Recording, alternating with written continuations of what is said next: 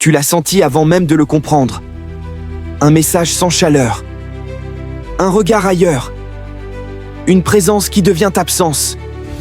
Et tu restes là à te demander ce que tu as cassé.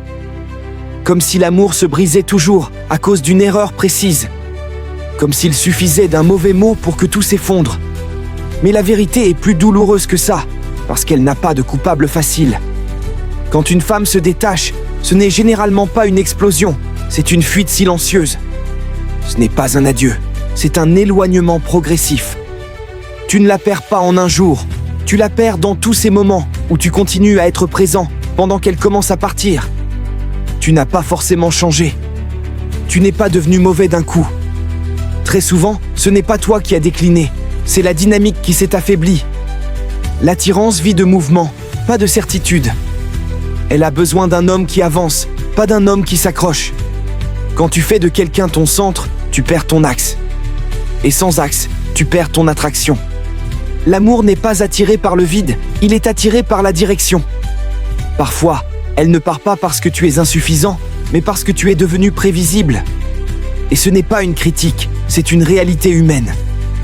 Le mystère nourrit le désir. La stagnation l'endort. Quand chaque geste est acquis, quand chaque émotion est offerte sans résistance, quelque chose se relâche. L'amour ne veut pas être chassé, mais il ne veut pas non plus être garanti. Il veut être vivant. Il y a aussi les blessures que tu n'as jamais vues. Des cicatrices qu'elle ne montre pas. Des peurs qu'elle cache derrière des sourires. Tu peux aimer quelqu'un sincèrement, et pourtant réveiller en elle des douleurs qui n'ont rien à voir avec toi. Certaines femmes confondent sécurité et enfermement, stabilité et étouffement, attachement et perte de liberté. Alors elles partent, non pas parce qu'elles ne ressentent rien, mais parce qu'elles ressentent trop. Et toi, tu fais ce que font beaucoup d'hommes, tu donnes plus, tu expliques davantage, tu rassures encore. Tu t'ouvres entièrement, pensant que la vérité guérira tout. Mais plus tu t'offres à quelqu'un qui se ferme, plus tu te vides. Et l'énergie d'un homme vidé n'attire pas, elle appelle la pitié. Et la pitié n'est pas de l'amour. Tu ne peux pas sauver quelqu'un qui ne veut pas rester. Tu ne peux pas convaincre un cœur fatigué de battre plus fort. Tu ne peux pas être choisi à la place de quelqu'un d'autre. Et le plus dur, ce n'est pas de l'accepter, c'est de continuer à t'aimer pendant que quelqu'un d'autre cesse de le faire.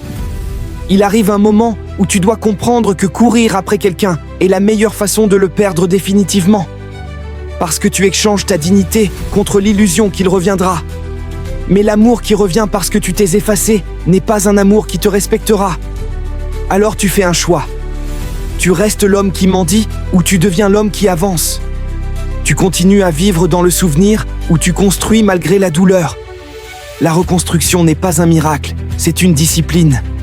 C'est te lever quand tu n'as pas envie. C'est te respecter quand personne ne le fait pour toi. C'est refuser de devenir amer alors que tu as été blessé. Tu ne gagnes pas quand elle revient. Tu gagnes quand tu n'en as plus besoin. Et ce jour-là, tu redeviens libre. Tu ne guéris pas quand elle s'excuse. Tu guéris quand tu ne réclames plus d'explications. L'homme que tu deviens après une perte est plus important que la personne que tu as perdue. Parce que les relations vont et viennent, mais toi, tu restes. Et si tu t'abandonnes pour quelqu'un qui s'en va, tu perds plus qu'un amour, tu te perds toi-même. Ne te définis pas par ce qui s'est brisé. Définis-toi par ce que tu reconstruis. Et un jour, tu aimeras à nouveau. Pas par besoin, mais par choix. Pas par peur d'être seul, mais par désir de partager. Et cette fois-là, ce ne sera plus une question de survivre à l'amour, mais de le vivre pleinement.